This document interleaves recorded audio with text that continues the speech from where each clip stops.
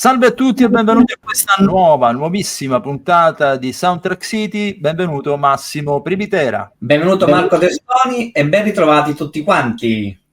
Allora, anche oggi un magazine dedicato a due film cinema molto interessanti, quindi seguite questa puntata. Il primo film è Tutto quello che resta di te, del 2025, dedicato proprio alla storia in qualche modo della Palestina, e poi invece abbiamo un altro film interessantissimo, invece più a carattere musicale. Parlacene un po' tu, Massimo, direttamente.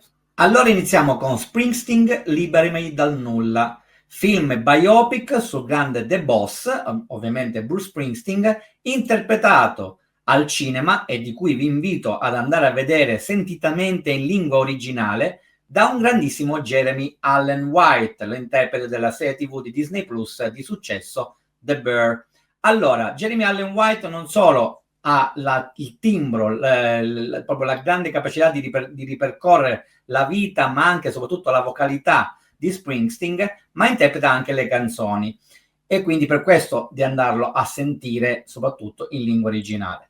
Tratto dal libro omonimo Liberami dal nulla, Bruce Springsteen and Nebraska di Warren Zens e prodotto da 20th Century Studios, il film è scritto, prodotto e diretto da Scott Cooper. La peculiarità qual è?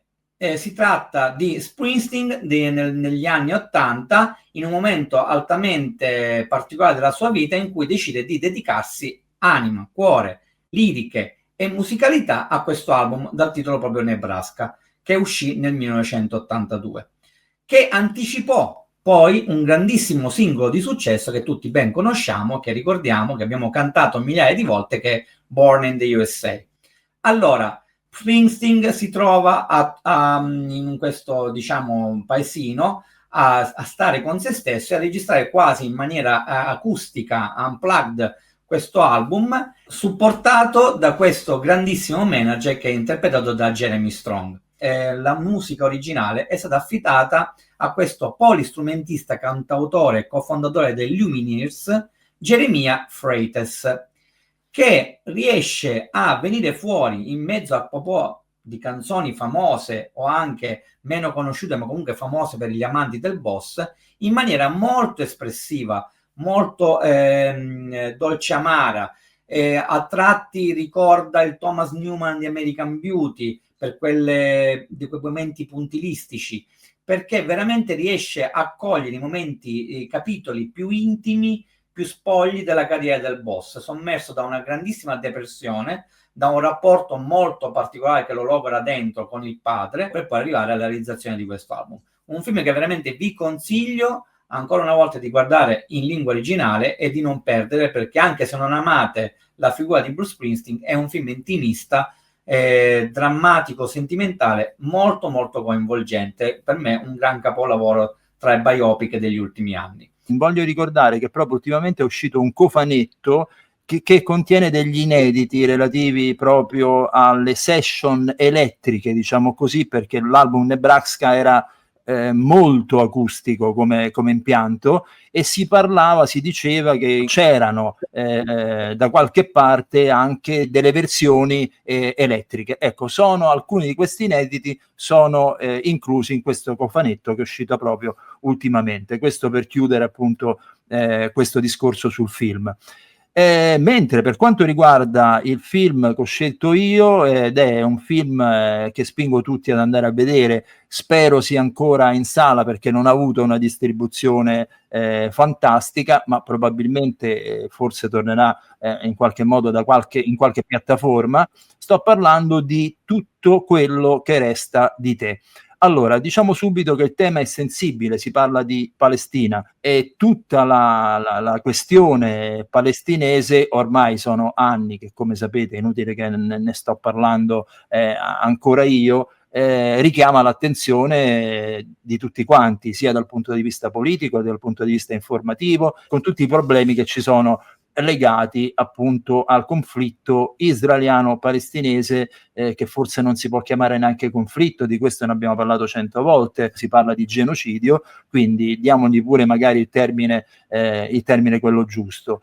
Ma al di là di questo, ecco, proprio per la importanza del tema della storia raccontata in questo film, che in poche parole parla di 3 generazioni di palestinesi, dagli anni 70 fino ad oggi.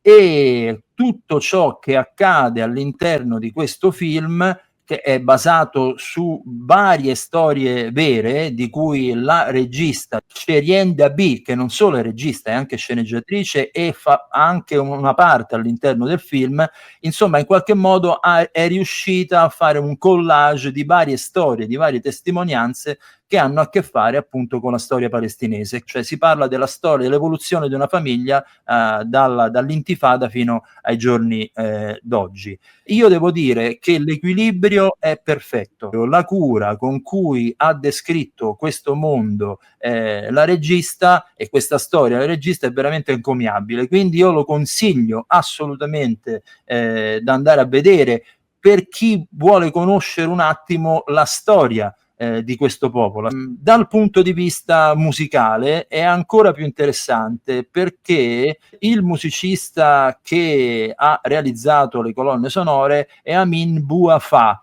un giovane compositore tunisino che, se ti ricordi Massimo, io nel libro che ho scritto come si ascolta un film, dedico un capitolo proprio intero alla cosiddetta musica del cinema altrove, e lì ho trovato tantissimi nomi nell'ambito della cinematografia non solo nordafricana, subsahariana, indiana, l'ho cercato un po' ovunque, le firme musicali di queste cinematografie. Beh, purtroppo non c'era entrato dentro Amin Bouafa, semplicemente per una questione di età, ma è lui il classico rappresentante di una generazione di musicisti. Ovviamente il suo background è chiaramente nordafricano e tunisino, ma dal punto di vista della preparazione poi è francese, e quindi è riuscito a coniugare appunto la musica europea con la musica e la sensibilità appunto nordafricana. E anche lì c'è un equilibrio pazzesco tra questi due mondi, cioè potrei dire dal mondo tra virgolette sinfonico, orchestrale, e il loro tipo, i loro stilemi, che sono comunque diversi dal nostro. C'è una contaminazione perfetta. E peraltro questo Amin Bouafa nel frattempo ha vinto premi César, è stato più volte candidato al Festival di Cannes, quindi stiamo parlando di un musicista di cui sentiremo sicuramente parlare, e secondo me non solo nell'ambito della scena francese ma anche della scena europea, perché lo merita tutto. Allora noi vi salutiamo, tutto quello che resta di te è Springsteen, Liberami dal nulla al cinema. Buona visione. Alla prossima. Ciao.